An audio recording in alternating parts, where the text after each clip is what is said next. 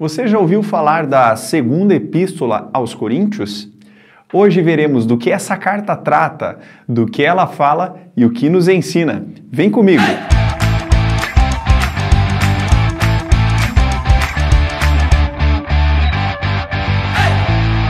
A segunda carta aos Coríntios contém 13 capítulos e está localizada entre as epístolas paulinas no Novo Testamento. Paulo escreveu essa carta alguns meses após a primeira epístola, a partir da Macedônia, enquanto estava a caminho de Corinto, entre os anos de 55 e 56 d.C., na continuação de sua terceira viagem missionária.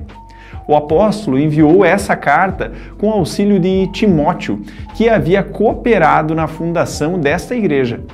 Paulo havia iniciado essa igreja entre 50 e 51 d.C., momento este em que passou 18 meses em Corinto, cidade grega com uma população multicultural. O contexto da carta expressa o fato que Paulo havia recebido boas notícias por meio de Tito, quanto ao aceite da exortação feita em uma visita dolorosa, bem como em uma carta anterior.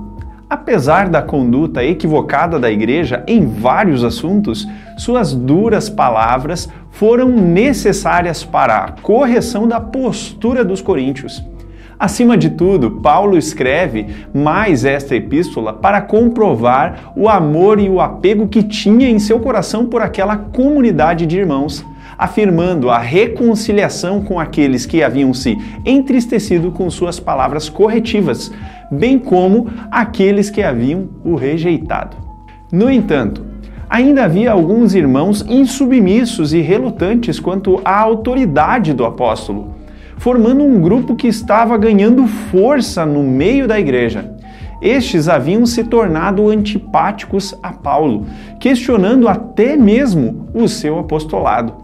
Tais irmãos teriam dado atenção a alguns ditos superapóstolos que estavam usurpando recursos da igreja.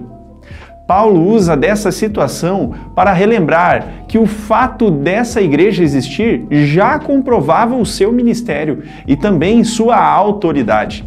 Além do mais, sua conduta ministerial, sim, condizia com a postura de Cristo e não a demonstrada pelos superapóstolos aproveitadores. Ao que se indica, a motivação maior de Paulo com a escrita desta carta é a defesa do seu ministério diante dos coríntios e por onde quer que ele tivesse passado. Paulo também faz questão de pontuar que o padrão de vida genuinamente cristã vai na contramão dos anseios deste mundo. Embora desprezadas, características como humildade, fraqueza, generosidade, arrependimento e limitações são valores que refletem o entendimento da cruz de Cristo. Isso ia totalmente contra o orgulho, pretensa sabedoria, prepotência e aparente superespiritualidade que os coríntios estavam estimando e ansiando.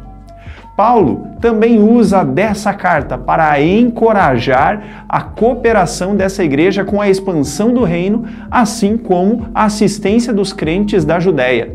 Em seu discurso, pontua que a maior riqueza é poder compartilhar o que temos, abençoando vidas de irmãos e suprindo as necessidades da obra de Deus. O livro está estruturado da seguinte forma: do capítulo 1 ao 7, defesa de Paulo quanto ao seu ministério e conduta. Nos capítulos 8 e 9, desafio a contribuições de maneira generosa. Entre os capítulos 10 e 13, defesa da apostolicidade de Paulo. Vejamos quais lições esta carta nos traz. Primeiro, Deus usa poderosamente pessoas fracas que admitem suas limitações. Segundo, a verdadeira riqueza é repartir generosamente.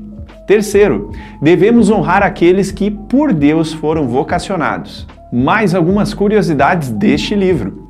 Como mencionado no primeiro verso, Paulo dirige essa carta à igreja em Corinto e a todos os irmãos da Acaia, que era uma região da Grécia que incluía Corinto Isso em Creia. Esta é, sem dúvidas, a carta mais autobiográfica de Paulo, apresentando inúmeros relatos emotivos de suas dificuldades ministeriais, bem como seu zelo pelo evangelho verdadeiro e o amor ao povo de Cristo.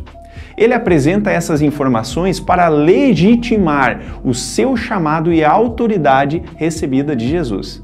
Há alguns estudiosos que defendem a possibilidade de Paulo ter enviado 4 cartas ao todo para essa igreja, sendo que apenas 2 dessas nós temos acesso.